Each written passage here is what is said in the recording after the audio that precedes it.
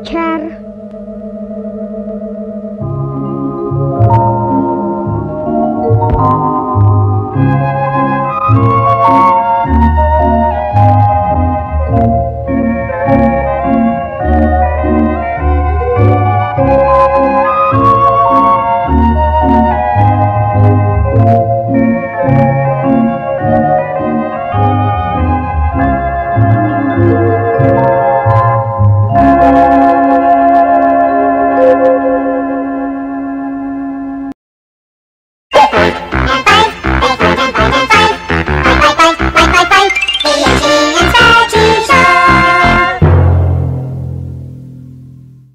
Milé děti, byl jednou jeden potok a byl to krásný, čistý potok a nad tím potokem zlížel Honza Nepomucký.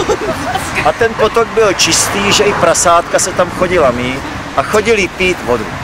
Ale potom, milé děti, jeden velký textilní podnik vypustil do vody, to je ekologická, vypustil do vody takovou nějakou chemickou sračku a prasátka už sem nechodila pít a ptáčci nechodili pít a Honza Nepomucký z toho skameněl a zazvonil zvonec a pohádky bylo to nic.